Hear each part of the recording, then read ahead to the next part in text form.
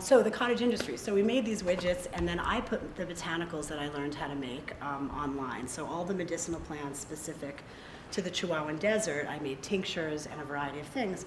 So this was our cottage industry, and we put everything on the internet, and in no time at all, it did really well. And at no time at all, it needed more than us to carry it. So we had that familiar prompt, and the prompt was what we left in New York. It was scale up. It was hire other people. It was don't keep all the knowledge yourself. Now I'm going to hire a lawyer, and I'm going to need an accountant, and I'm going to need outside manufacturing, and I'm going to have people assembling here and there. And suddenly I don't have time to make cheese, and now I don't have time to make meat out of the honey from my beehive. Now I don't have time to make this dress. So we looked at each other and we said, well, what the hell did we do this for if we're just going to let this happen to us? So we answered that prompt to scale up by just saying no thanks. So our commitment is to fulfill the orders we get to the best that we can, and whatever can't be fulfilled through the two of us at home, we'll just have to let that go. So we chose sunsets over red tape, essentially. So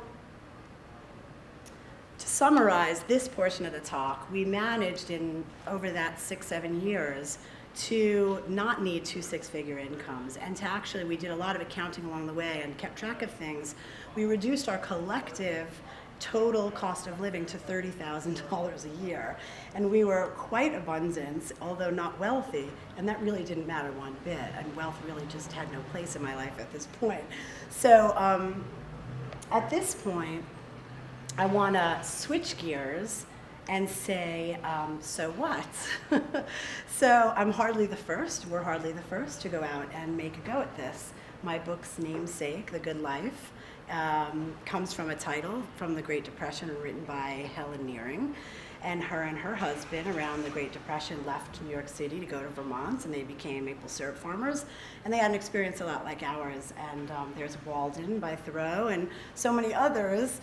So, even though we did contribute things relevant to our time, we added technology because that's the age we live in, this has an old and long history. So the thing about so what is, if it's not contemplative, that we do this, if it's just actions, then we're just standing where we were, and it's about stuff. And I think this is the difference between a trend and a movement.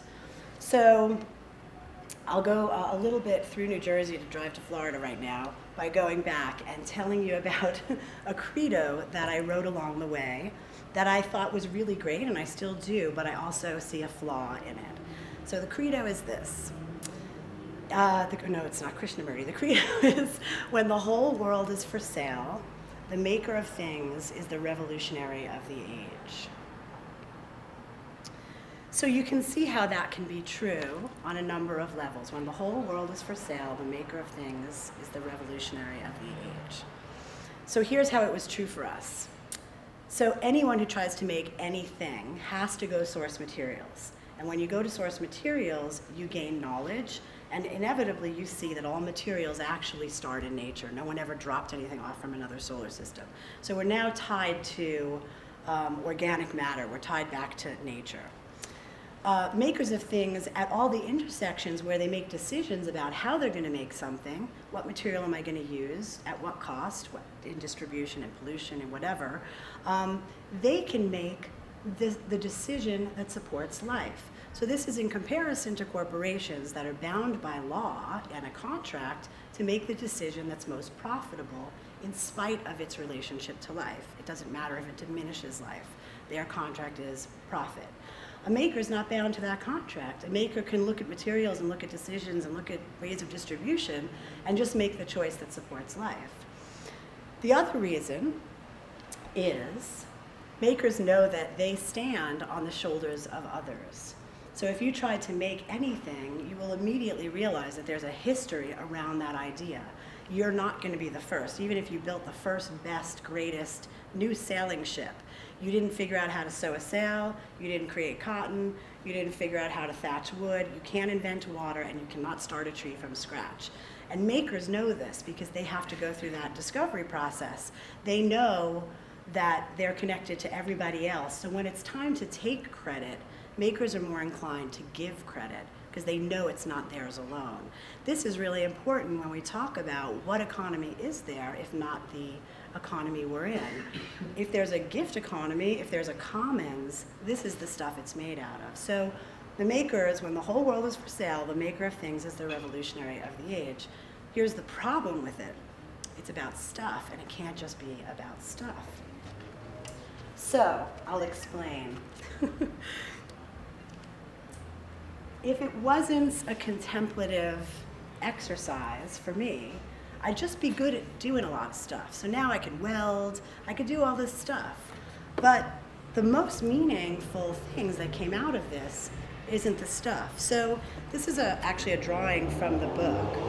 And it's what it demonstrates is today we actually live in two worlds. So we used to live in one, and that's nature, the natural world. We're all born into that. And for a long time, that's all that there was. But today there's a second world, and it's called civilization, and we built it, and we glommed it on top of nature.